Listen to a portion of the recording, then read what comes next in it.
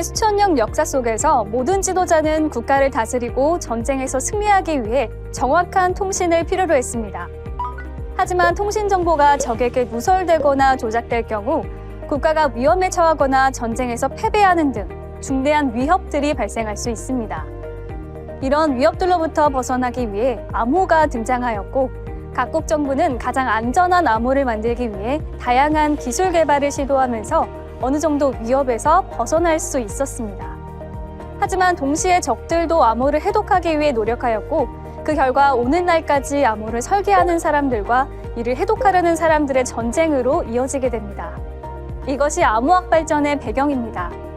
암호학은 평문을 해독 불가능한 형태로 변형하는 암호 설계, 암호문을 원래 해독 가능한 형태로 변환하는 암호 해독 등을 포함하여 암호와 관련된 모든 수학적 원리, 수단, 방법 등을 취급하는 기술을 의미합니다.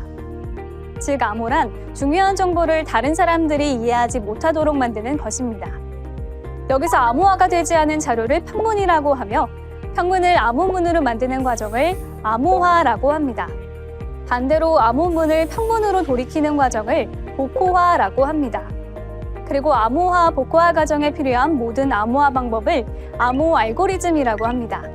그렇다면 다른 사람들이 이해하지 못하게 만들기만 한다면 모두 암호라고 할 수 있을까요? 그렇지 않습니다. 그렇다면 암호는 어떤 요구사항을 충족해야 할까요? 암호의 기본 특성이자 요구사항은 인증, 기밀성, 무결성, 부인 방지가 있습니다. 먼저 인증이란 자신의 신원을 증명하는 과정으로 권한이 있는 사람만 접근할 수 있는 특성을 말합니다. 기밀성은 의도된 수신자 외에는 누구도 암호화된 내용을 알 수 없도록 보장하는 것을 의미합니다. 무결성은 수신자에게 보낸 원본 내용이 어떤 식으로든 위변조되지 않았음을 보장하는 특성입니다. 즉, 허락되지 않은 누군가가 정보를 함부로 수정할 수 없게 하는 것을 의미합니다. 부인 방지는 정보를 보낸 발신자가 실제로 정보를 보냈다는 것을 증명하는 특성입니다. 암호화는 크게 단방향 그리고 양방향 암호화로 나눌 수 있습니다. 단방향 암호화는 암호화만 가능하고 복호화는 불가능하며 반대로 양방향 암호화는 암호화와 복호화가 둘 다 가능합니다. 각 암호화 방식에 대해 보다 자세히 알아보도록 합시다.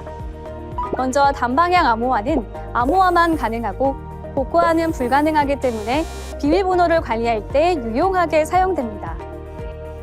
비밀번호가 저장된 데이터베이스가 노출되어도 단방향으로 암호화된 암호문이 노출된 것으로 이를 복호화하여 비밀번호를 탈취하는 것이 불가능하기 때문입니다. 사용자가 비밀번호를 잊어버렸을 경우 비밀번호 복구가 불가능하여 메일 혹은 문자메시지 인증을 통해 새로운 비밀번호를 설정할 수 있게 하는 것입니다. 즉, 단방향 암호화는 데이터 무결성을 보장하기 위해 주로 사용되며 다른 말로 해시 알고리즘이라고 불리기도 합니다.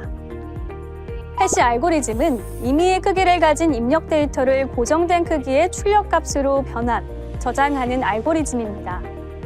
해시 알고리즘은 다음과 같은 두 가지 특징을 가집니다. 첫 번째는 같은 데이터를 입력하면 언제나 똑같은 출력값을 얻고 반대로 데이터가 조금이라도 달라진다면 완전히 다른 출력값을 얻게 된다는 것입니다.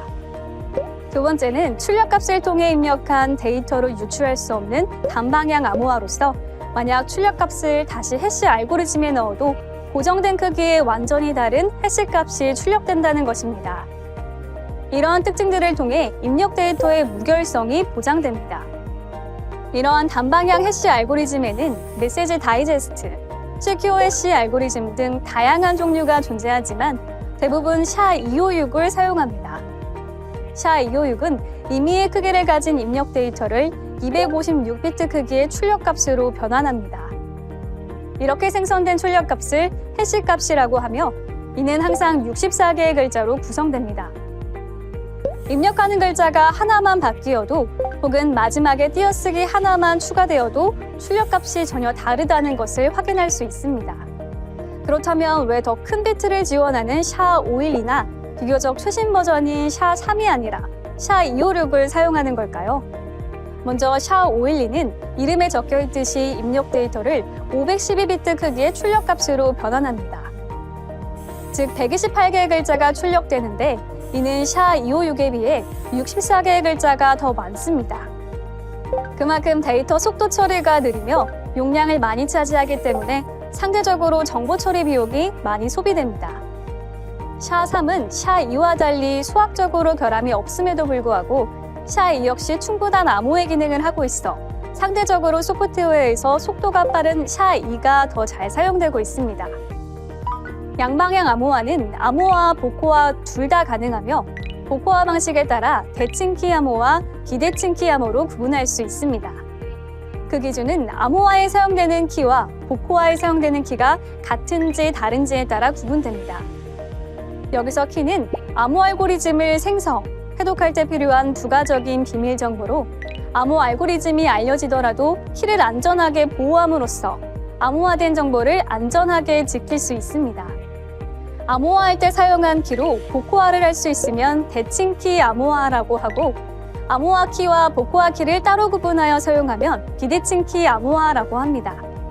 통상적으로 대칭키 암호화는 비밀키 암호에 사용되며 비대칭키 암호화는 공개키 암호에 사용됩니다.